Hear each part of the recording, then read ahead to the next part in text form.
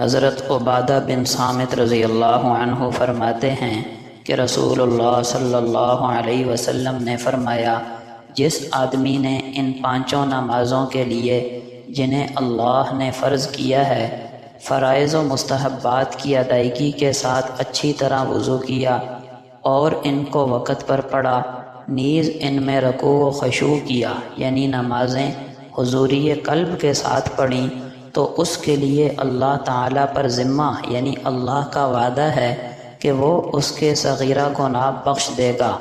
اور جس آدمی نے ایسا نہ کیا، یعنی اس نے مذکورہ بالا طریقے سے نماز نہ پڑھی یا سرے سے نماز ہی نہ پڑھی، تو اللہ کا اس کا کوئی ذمہ داری نہیں، چاہے تو بخش دیں چاہے اسے عذاب میں مبتلا کریں۔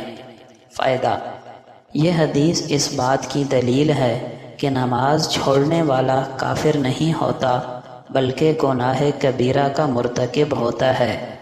گناہ کبیرہ کے مرتکب کے بارے میں بھی یہ سمجھ لیجئے کہ اللہ تعالیٰ پر واجب نہیں ہے کہ وہ کبیرہ گناہ کے مرتکب کو عذاب دے، بلکہ اس کا دار و مدار سراسر اللہ کی مرضی پر ہے۔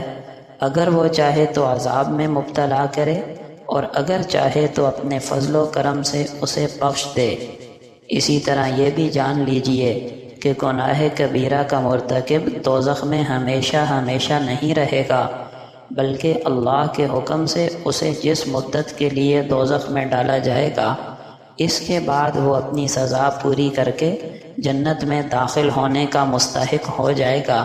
چنانچہ یہی اہل سنت والجماعت کا مسلک ہے۔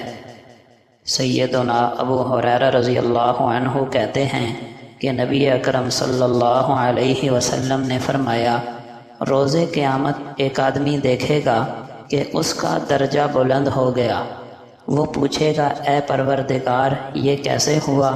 اللہ فرمائے گا، تیری اولاد تیرے لیے مغفرت کی دعائیں کیا کرتی تھی، ان دعاؤں کی وجہ سے ہوا۔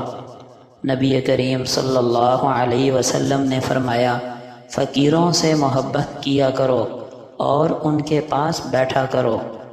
جو شخص مسجد سے محبت رکھتا ہے اللہ اس سے محبت فرماتے ہیں۔ جو شخص اللہ کا ذکر کثرت سے کرے وہ نفاق سے بری ہے۔ وہ مسلمان نہیں جو خود پیٹ بھر کر کھائے اور اس کا ہمسایہ بھوکا ہو۔ ایک مسلمان کی خوش بختیوں میں سے ہے وسیع مکان، نیک ہمسایہ اور پسندیدہ سواری۔